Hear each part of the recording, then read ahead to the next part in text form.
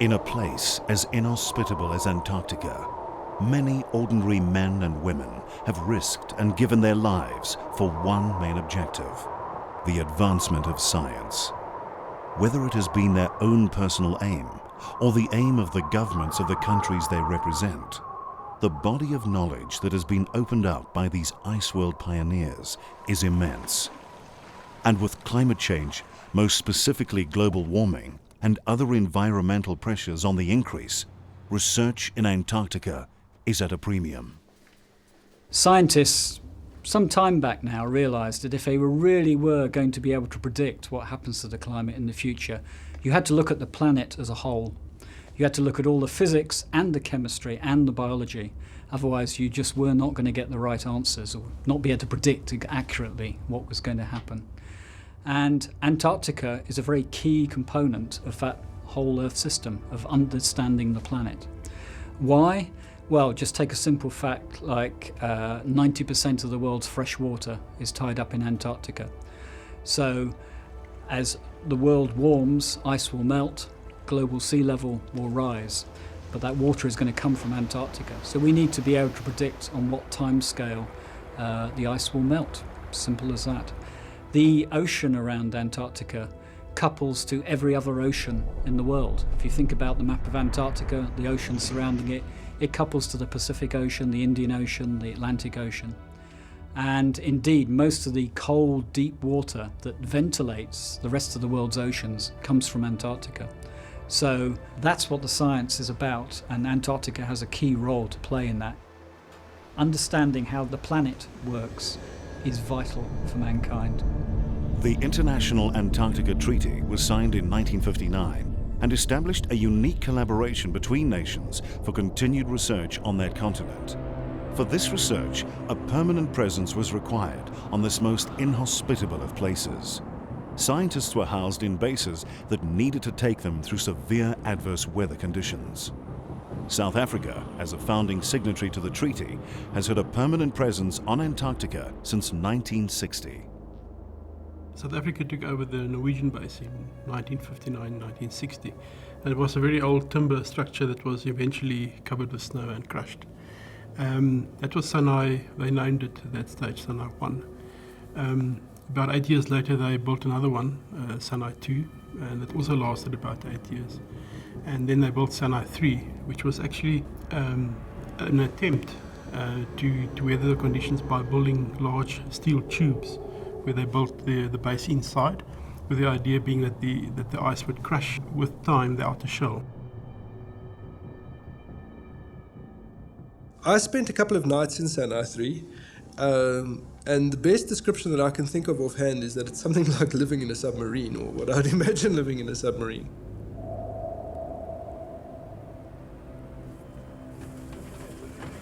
Living under the ice is demanding. The ice is always trying to get into the base. There's always bits of the base being crushed just by the sheer weight of ice. So it's always a constant battle. It's relatively dark, no matter what you do with the lighting. It always seems a little bit dingy down there. It was really somber at times because it's this dark at the bottom there. If the lights go out, it's pitch dark. It was in bad shape. By then the base was about 14 years old and 24 to 25 meters under the surface. So that's an enormous amount of snow and ice on top of the base. Some of the bolts holding things together were busy breaking off, and the staircases leading into the base were all crooked. As you know, the construction is an Armco shell with containers inside, and the shell was basically collapsing from the top to the extent that it started pushing the containers in, so it was getting crushed. With the aging South African base in a state of decay, and with a desire to ensure the continuity of research, the South African National Antarctic Program decided that a new base was needed. Leading structural engineer Henny Stassen was commissioned to design and oversee the building of that new base. After researching how people in icebound countries have dealt with temperatures well below freezing, and with the SANAP requirements in mind, Henny and his design team began to scout for appropriate locations to position such a base.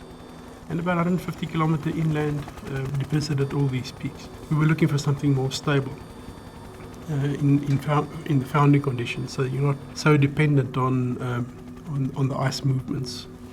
So we needed a rocky outcrop somewhere. And we found the merciless Nunatak, which means small flat mountain. And it was actually the ideal location. It was accessible. The base we wanted to position north-south because that was the smallest profile to the wind. The wind there is predominantly from the eastern side. So to do that, to try and minimize the work afterwards, we tried to place the base as close to the cliff edge. So any accumulation would in fact then just drop over the cliff and be cleaned out. The cliff is a 250 meter drop. We did a lot of wind tunnel tests and we built models, with different layouts and different, sharp corners, rounded corners. And we found that by curving these edges, we could at least reduce the drag on the structure by 30%. And then we generated a number of pictures, and eventually we had an artist's impression of what the base should look like, or what we think it should look like in the end. A science capsule above the ice, with office space, an auroral lab to map the skies, and accommodation for a full overwintering team. A second capsule to house summer personnel, 80 of them, with kitchens, a gym, even a pub. And linked to the science capsule so that no one has to brave the elements on the way to work. Another link capsule for the diesel generators, 3 of them, as well as the sewage and water purification plants. Finally, a helipad with hangar space for 2 helicopters. All in all, over 1,400 tons of materials and equipment.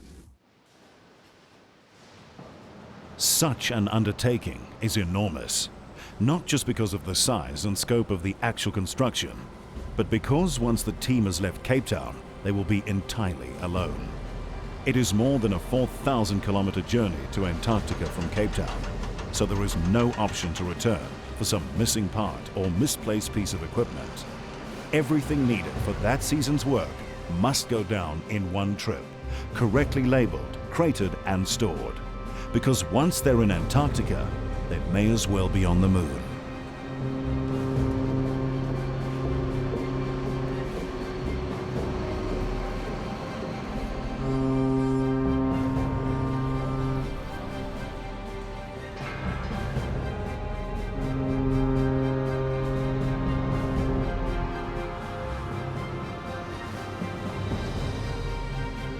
Two ships were used to take the stores and equipment, construction crews, scientists and other personnel down to Queen Maud Land, where the South African base is on the continent of Antarctica.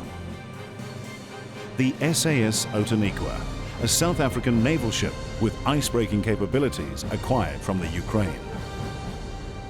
And the SA Agulhas, a freight-carrying ice-strengthened ship.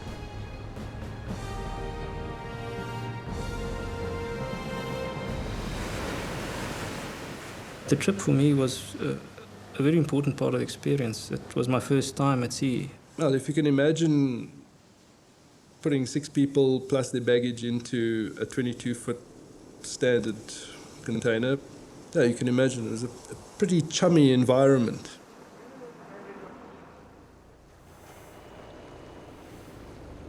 The two ships will be crossing some of the stormiest seas in the world. The notorious latitudes, 40 and 50 degrees south. Many ships have been lost in these waters. Things change day by day. You leave Cape Town, pretty soon you move into the roaring 40s and the furious 50s. And it's scary sometimes. The ship creaks or cracks like a wooden ship, and you hear all kinds of funny noises. It makes you quite aware that you're actually very small and bobbing up and down these immense 15-meter waves.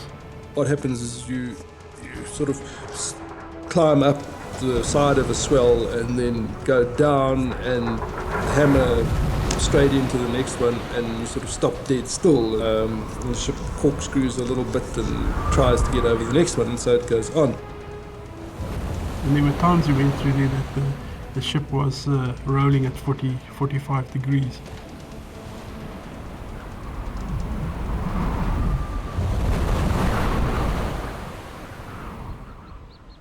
The first icebergs are likely to appear between 50 and 60 degrees south. It is quite mind-boggling when you look at this thing and you realize that, you know, this is just water, but it's like concrete, and it's actually made a little voyage of its own of a couple of thousand kilometers by then. If it's a berg which is carved off a really ancient piece of ice, or if it's a piece of ice that's been at the center of the glacier, which has really been subjected to intense pressure for thousands of years probably, the ice actually becomes a deep green, blue, almost a purple.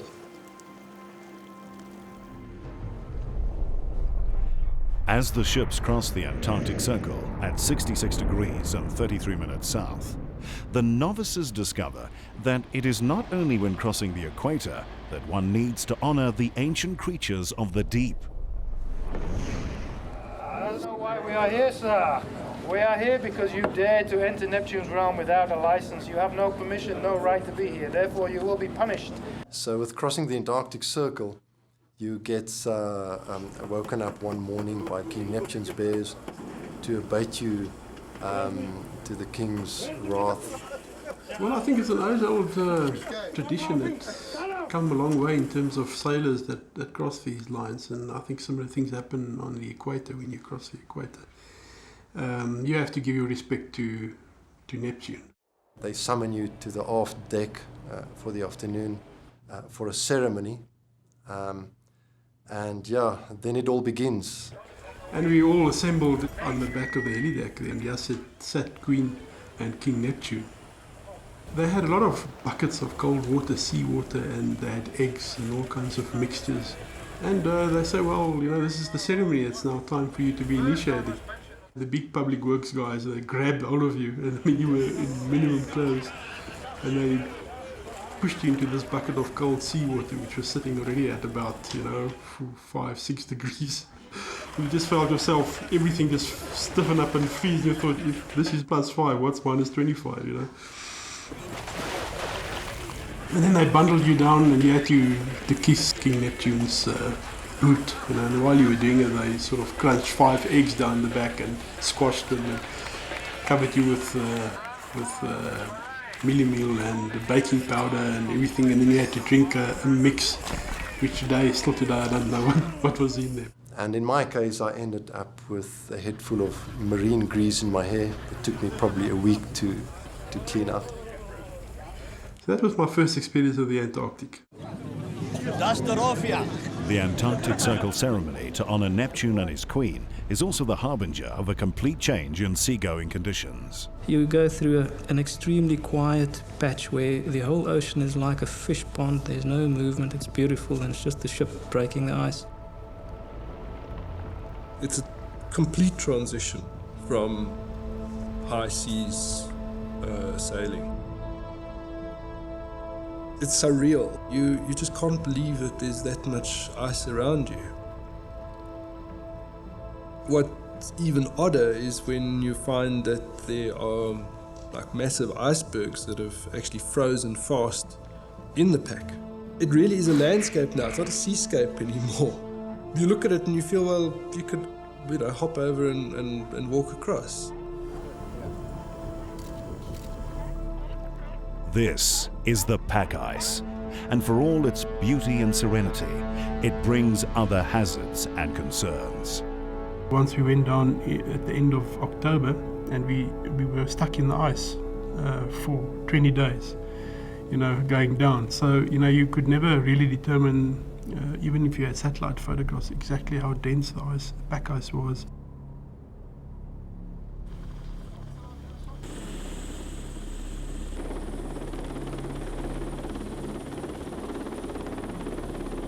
What would regularly happen is that they would ask the flying crews to fly out and to try and look, whether there are open passages. So the ship can steer towards the open passages and get through easier instead of trying to have to break through the thick ice.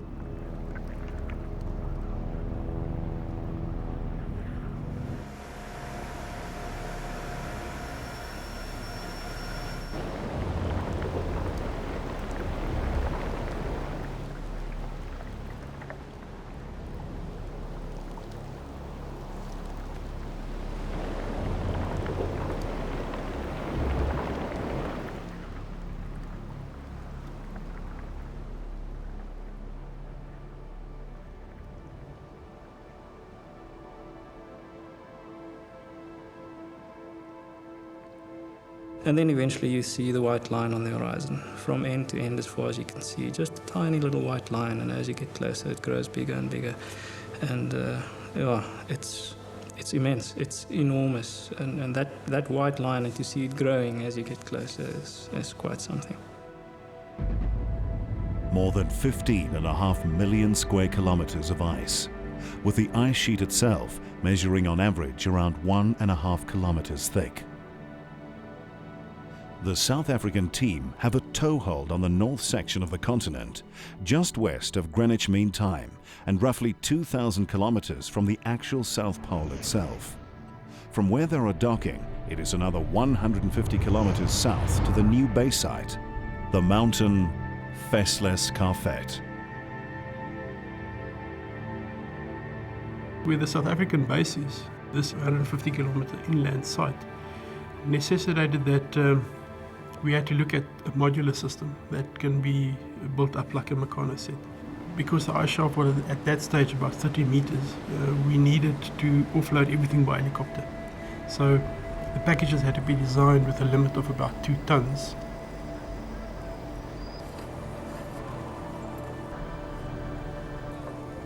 The offloading of the ships is always a bit of a tense time for the ship and for the crews. A lot depended on the wind, and the ship would always try and steer in such a way that we were facing into wind. Especially if you're taking off heavy stuff, you need the wind. The Antarctica, of course, has got those 2 masts. Now, the first time that I went there, I was just looking from the bridge, and all you can see are the 2 masts like this. And really, you're talking about very, very small gaps, actually. I was standing there looking up at this thing to see how much leeway there is on each side, and there isn't a lot of leeway for making mistakes. That was impressive, because it meant that the helicopter had to maneuver over the hatch cover where the load was waiting, and then go into a hover just above deck. And you've got your clearance for the rotor blades between the superstructure and the crane, only a few meters.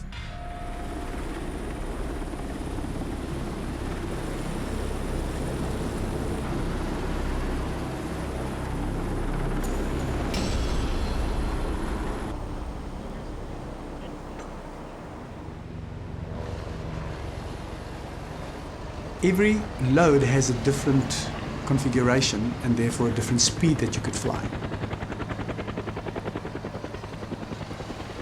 We would have a look at what it was. They would normally tell us more or less what it weighed, and so we would know more or less what it would do. Light ones can cause their own problems because they start flying and they start doing things underneath the aircraft.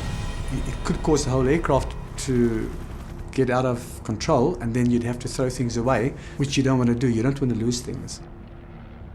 The flight engineer is lying and looking down below you, and he will be obviously talking to the pilots continuously, telling them what the load was doing, and we would adjust our speed accordingly. You've really got to be a professional to be able to do that repeatedly, safely, and in some of the worst weather as well.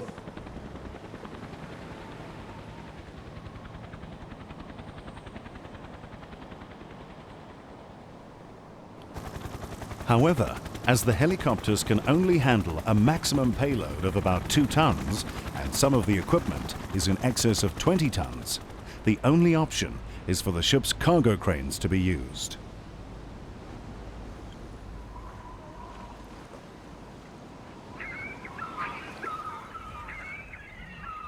Die walhuis dink ek nou is tussen 45 en 50 meter hoog. As I recall, the ice wall was anything up to 45 or 50 meters high. As a result, the ship's crane couldn't be used to offload the cargo directly onto the shelf. It's simply too high.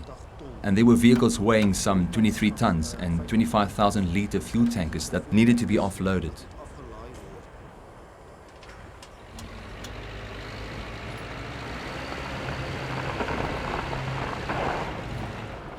The construction of the ramp was another hair-raising activity. Basically, they just had to push snow until they pushed it over the edge. And then below them, they've got sea. If the snow broke away, at the edge of the shelf. Somehow I have no doubts that we've necessarily been able to stop the dozer from plummeting into the sea. Hy kan enige oomblik meegee. It can give way at any moment. You'll never know when. Toe ek feitelik Once, when I'd almost reached the point where the snow fell into the sea, I was about 10 meters from the edge. For some reason, and I really can't explain it, the edge of the whole shelf just collapsed. All I could do is sit and watch as the ice shelf completely collapsed all around me. And I could see for kilometers down the ice shelf to the left and the right of me. I just put the bulldozer in reverse and got out of there. It was a very dangerous situation, but it just wasn't my time. my tyd gewees om te val nie.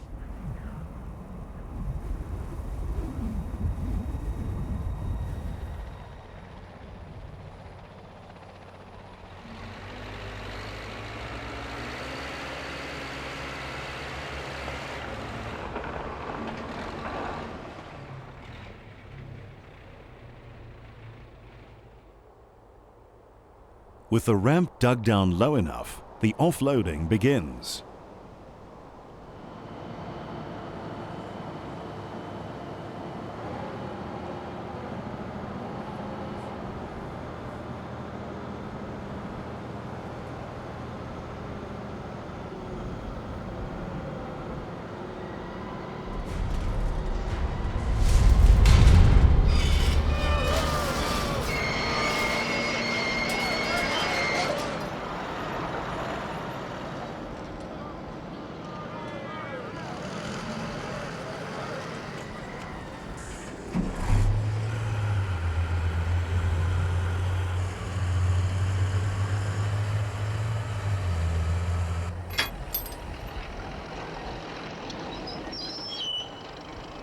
After the offloading has been completed, the sorted boxes of equipment and the accommodation units are put on large sleds and prepared for the 150-kilometer journey south over treacherous ice and snow to the site of the new base.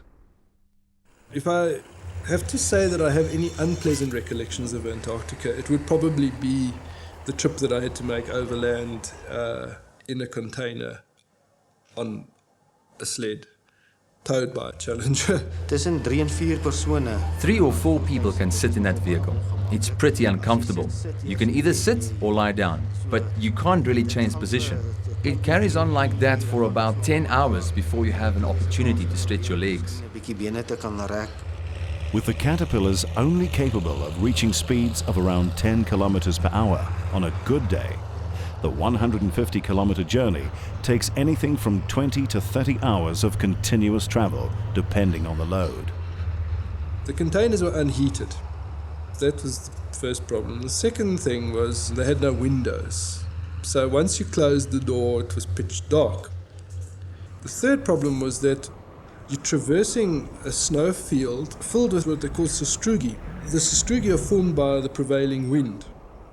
So it's like being towed across a gigantic washboard for hour after hour after hour.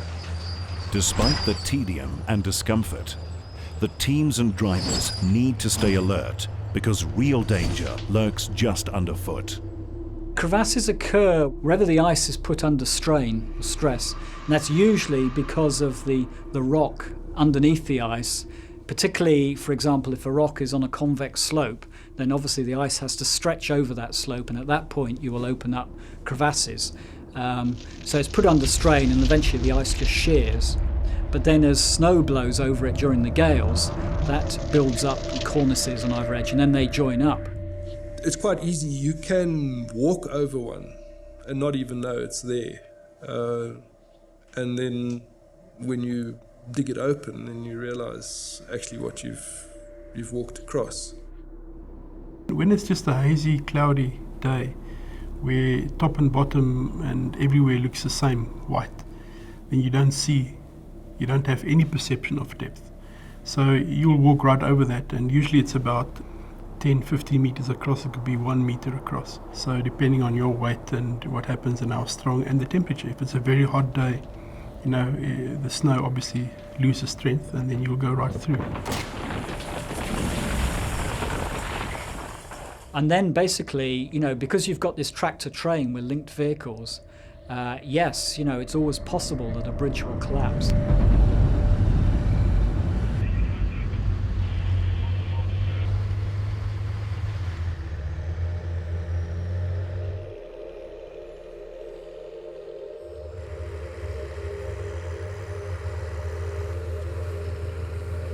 After a 2-day trip, the team finally arrive at the site of the new base, the Nunatak Faceless Carpet, scouted and selected by Henny and his team a few years prior.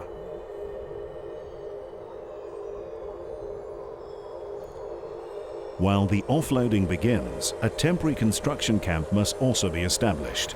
This will be home to the construction teams for the next 4 years, and it must be strong enough to withstand the frequent and unannounced Antarctic storms and their 200-kilometer-an-hour winds.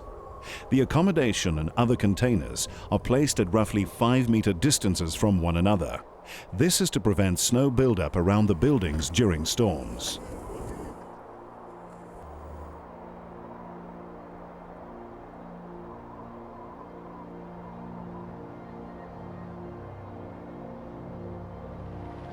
Once the team has established the temporary base, they are ready, after years of preparation and planning, to take the first steps in turning the vision into a reality. The construction of Sanai 4 begins.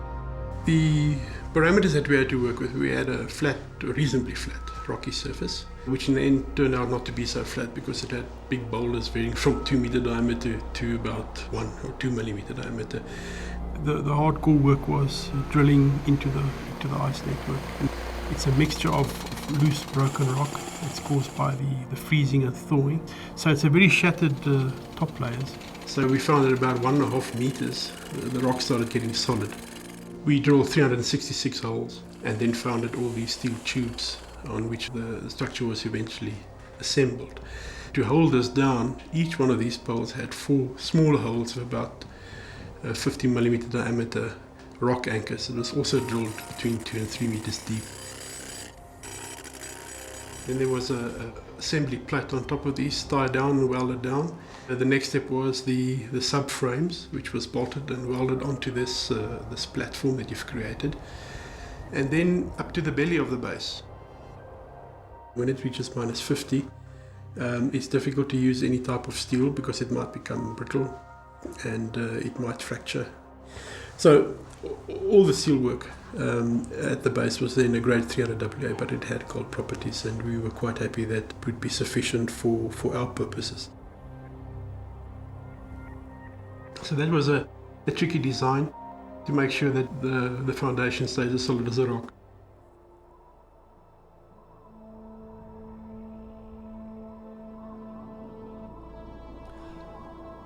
By the end of February, the Antarctic summer is over, and winter conditions in Antarctica are extreme.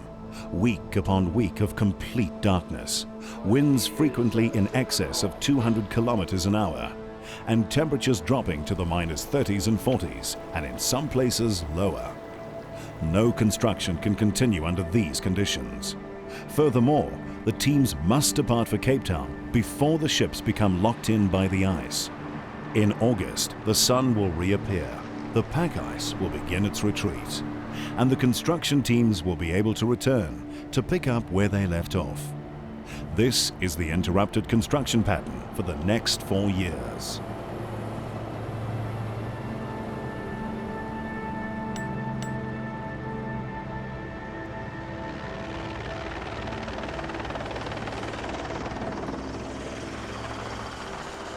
Each year, before construction work on the new base can begin, the teams must first uncover what the winter storms and their ferocious winds have buried.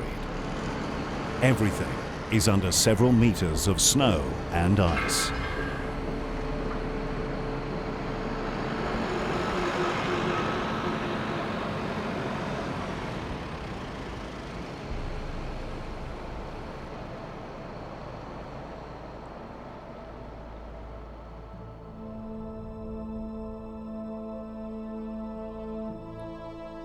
The underlying structure, which stands at roughly 4 meters off the ground, has been completed, so the bottom cladding of the new base can begin.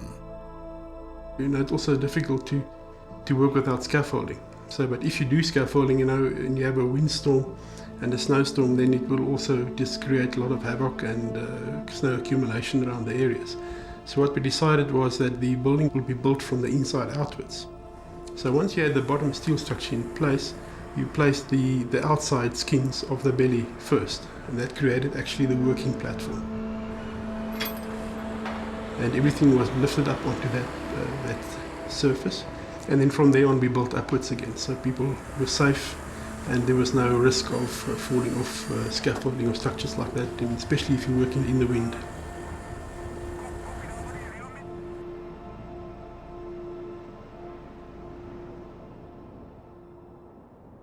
Petrus Gildenaes was one of the environmental officers commissioned by SANAP during the construction period to oversee and implement compliance with the Madrid Protocol signed in 1991. On the Nunatak, life was limited to a couple of lichen species and some microorganisms. So why the importance of environmental management on this side? And the answer can be found in 2 reasons. The one, you work in an environment where even biodegradable materials or wastes do not degrade easily, because it's the world's largest fridge. Even an apple core that you drop down may even be found in a year's time, still lying there frozen. Secondly, you can imagine on any construction site you have a variety of hazardous materials you work with, hydrocarbons, there's fuel, there's oils, there are resins. So spillages could be quite large, and the impact on the very limited life could be very severe on the Nunatak itself. When you get a call on the radio from someone who had an accidental spill of a couple of liters of oil on the snow, and we would rush down with our snow melter, spade all the dirty snow into the drum, melt it up and put it in a container for bringing it back to South Africa.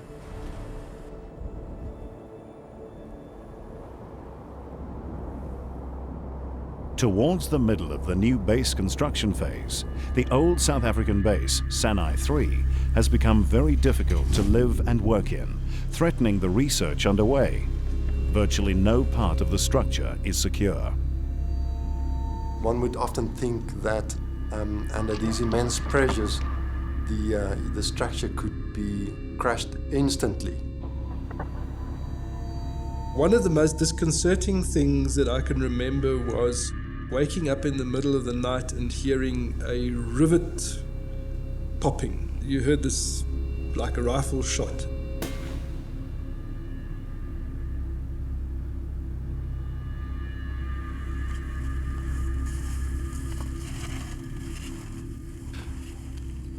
Keeping up the pace of construction on the new base, Senai 4, was becoming increasingly important.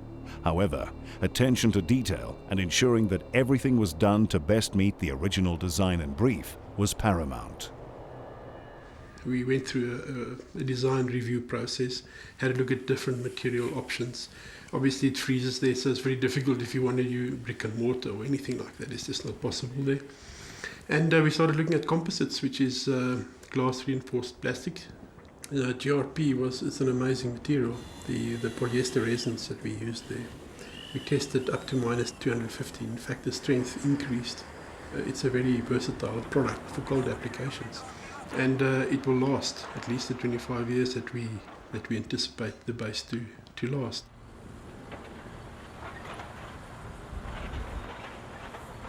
The next step was the top steel frames, and the internal double-story and first floor was also assembled on the inside, and eventually the panels were built around the steel structure and clad closed and insulated.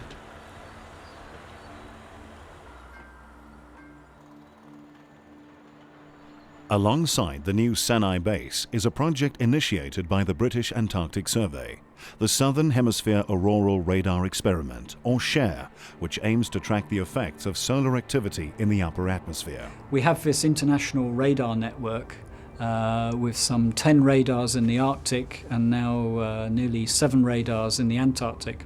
Each of those radars surveys about 3 million square kilometres of the sky, but we need to get a complete circumpolar view. And again, that's beyond any one nation really to put in that many radars. Antarctica is a fantastic example of many, many nations, I mean at least 44 who are part of the Antarctic Treaty System, collaborating together. We kind of have to do it. Antarctica is vast. You know, it's a continent the size of Europe, and yet, for example, we've only got 25 permanent meteorological stations. So to achieve the data coverage you need requires collaboration. No one nation, even the most powerful, have got enough resources to capture all that we need from Antarctica in the way of scientific data. Mike Pinnock joined the South African team to help put into commission their section of the International Radar Network. Flying into Sanai was really exciting. You've got the vastness of Antarctica there, and then this piece of rock coming up through the ice, and then this base sat on top of it. It was quite an astonishing thing.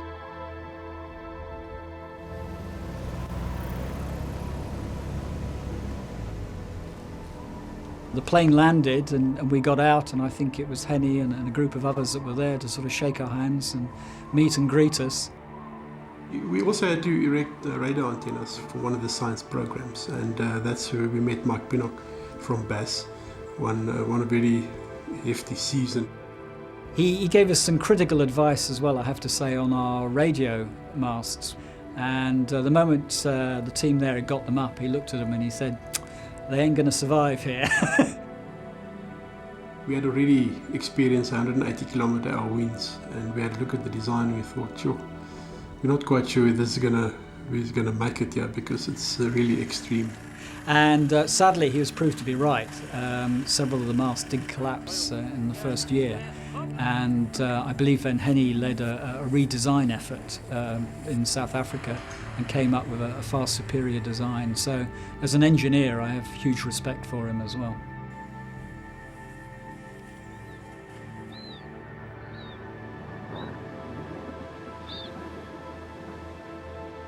Antarctica is only ever achieved by teamwork. We kind of have to learn from the penguins. It's only by the penguins huddling together that they can, the emperor penguins, that they can survive the Antarctic winter. It's how you behave. So teamwork is a key feature of Antarctic work. There were teams up to 40, 50 men in an area that you had to manage for long hours, getting tired. It was a varied bunch of strong guys that we initially got over the years. It took a couple of years to construct this place, and for that you really needed guys that are strong in mind in terms of being exposed continually to this type of cold weather, and it's hard physical labor. People are working hard, they're getting tired, working 16, 18 hours per day, 7 days a week. Things were still they were really demanding. They were quite tough at Sanai 4. They were working a very long shift system. I arrived at the stage where they'd got the building shell up and they'd done quite a lot of the fitting out. The people I was working with had got the radio masts erected and the antennae up, and they got all the equipment in situ, and it was really getting close to the stage of switching on the radar. We switched on and there it all was. It was working. It was great moment. In the mountain regions, and Sanai of course is close to the mountains, you get these katabatic winds, which are very, very fierce winds. I mean, often going over 100 knots and springing up very suddenly. They're downflows of cold air from the high plateau being channeled down through glaciated valleys. So just literally in a matter of minutes, you can go from moderate winds to really extreme winds. It can be the most beautiful day. You can walk around in a t-shirt, the sun is shining, the skies are blue, and then suddenly you get this storm. This absolutely devastating storm that, if you go walk outside for 10 minutes, you're dead. Up until then, I had never seen the sea in that area as being anything except mill pond calm. And now we were seeing swells and waves and white horses and that sort of thing. The weather was unpleasant. It had become very overcast and there was a wind blowing. But it wasn't that bad. And we thought, well, we'll go up to the bridge top of the Antarctica and just try and get some atmospheric shots. And I can remember that we heard a noise, and suddenly the ship heeled over and we were hit by a solid wall of air. And all we could think of was just getting the camera off the tripod and sitting down where we were, because we couldn't believe what was actually happening. And from then on, the weather just got progressively worse. We actually got stuck in the building that hadn't finished being completed, but we were ordered by Henny and his crew to stay there rather than try and travel the 600 meters or so back to the field camp. And that was a good decision. It was entirely the right thing to do.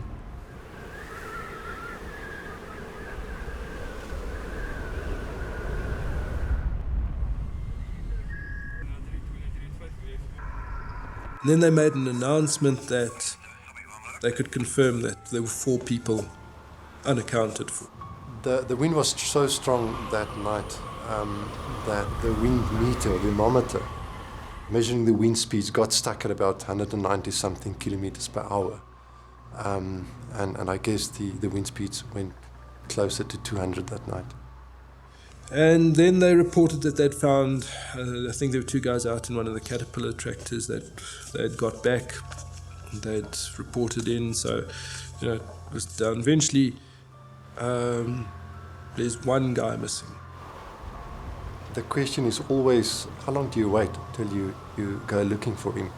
The worst of it is that they didn't identify who it was. They didn't know at that stage who it was. And you think about your friends, the people that you actually know, that are ashore. And you think, well, I hope it's not so-and-so, I hope it's not so-and-so. And you also realize that as you're saying that, you're condemning somebody else. When you get up to conditions, much in excess of 40 knots, then you want to look very, very carefully at whether it really is necessary to get out there, or whether it's better to wait. Yeah, how long do you wait? And unfortunately for us, we went out after about 15 minutes or so, which we thought was a reasonable time. And so 3 of us went out, moving along the road towards my hut, because that was the area where the guy got lost. And that was a 5-meter distance that we had to cover.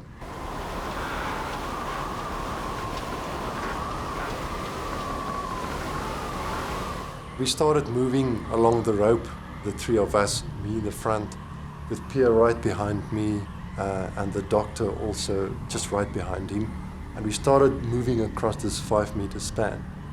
And we were like right in the middle of it when it was the last time that I turned around and I saw that Pierre was still with me. I couldn't see the doctor at the time. I didn't know that he wasn't, in the meantime, turned around.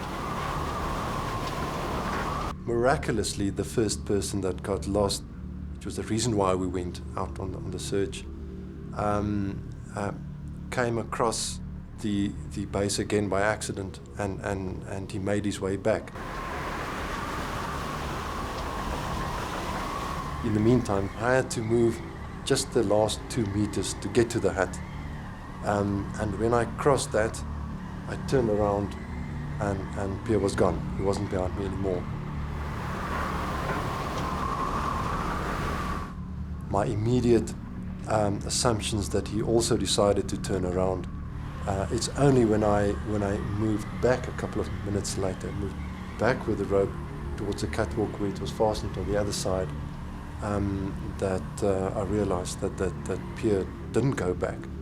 So, and it's only then that we realized that he lost grip of the rope for a moment, and that one moment that you cannot lose the rope, and he was taken off the rope by the wind.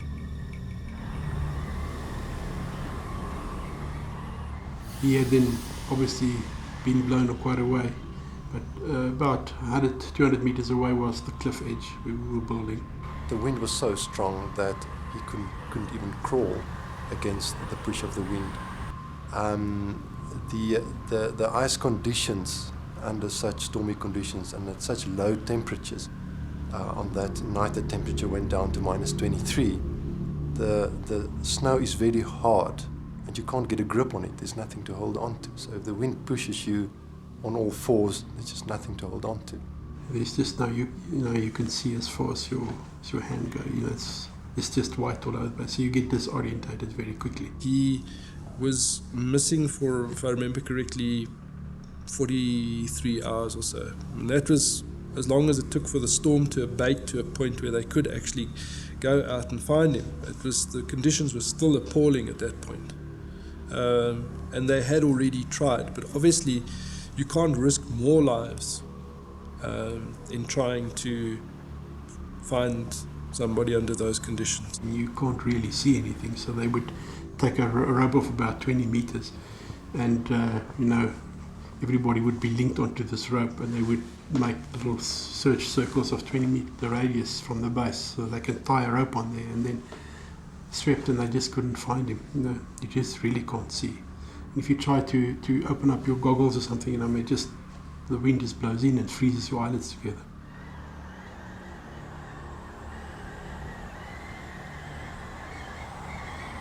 About 4 days later, when the storm subsided, they found Pierre about 40 meters away from the base. With his full Antarctic dress, but still not enough to have protected him from the conditions. It really came home that even with your 7 layers of clothing and all the rest,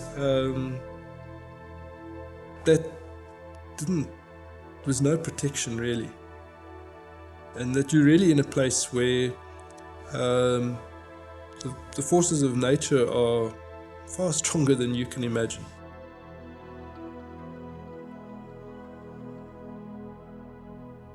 It made us all aware of our vulnerability in this environment, the unforgiving nature of the environment there. When there's something like this happens, it's not easy to carry on.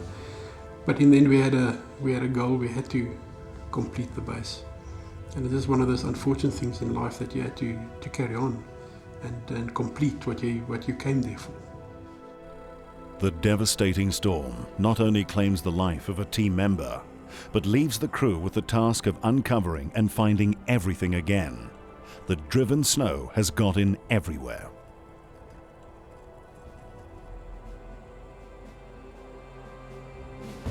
Despite the setbacks and losses, the team focused their energies to bring the building of the base to completion. The final tally of materials used is staggering. 25 tons of nuts and bolts, 600 tons of structural steel, 11,000 square meters of glass wool insulation, 4 kilometers of optical fiber, 9 kilometers of electrical cabling, over 23 kilometers of neoprene rubber and silicon seals, and over 130 tons of kitchen, firefighting, water supply and sewerage equipment.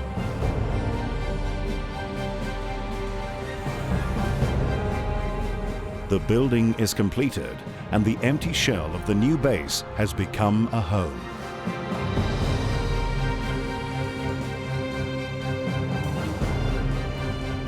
The completed base draws in scientists from South Africa and around the world, eager to begin the myriad of vital scientific projects.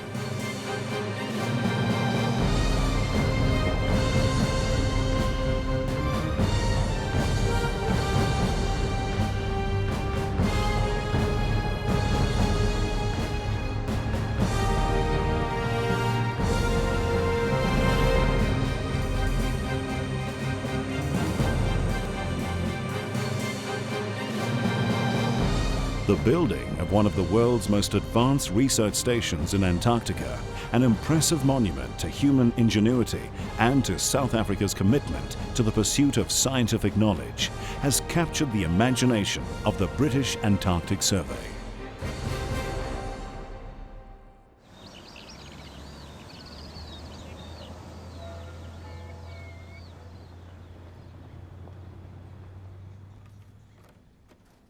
We are just in the process of building a new station at Halley, and it's a very exciting concept. For the first time, this is going to be a station that is not only is on the surface on legs, but the legs are mounted on skis, and this is a relocatable base. We can move the base. Because the ice shelf is flowing like a glacier, we have to continually be moving upstream, perhaps every 5-10 years. A South African consortium, which Henny is leading, was successful in bidding for supplying most of the structure, the steelwork and the cladding of the base. So his continuing involvement in Antarctic stations is, at the moment, is happening through us building Halley Station. Antarctica is in equal measures both inhospitable and wondrous. For me now, Antarctica is a second home, a home from home. It's a very intense experience. It's a vast expanse of nothing, and yet there's so much detail in that nothing, and that is fascinating. 14 months passed in a moment. It was really worth every minute. We had very good times and very difficult times together in those 6 construction seasons. If you've had anything of a positive experience down there, I think you'd want to go back. It's just in my blood. I think it's bitten me, and I really long to get back there again, like I did for 17 times. To me, that's summed up by something that Nelson Mandela actually said. He said that if you go back to a place that's familiar, then you start discovering what has changed about yourself. No doubt, many see their journey down to Antarctica as a personal adventure or as an opportunity to come to a deeper understanding of themselves and to test their own personal limits. However, their contribution, whether direct or indirect, to the vital and growing body of knowledge concerning our planet's past, and in turn its likely future, that is gathered in this place called Antarctica, is what makes them Ice World pioneers.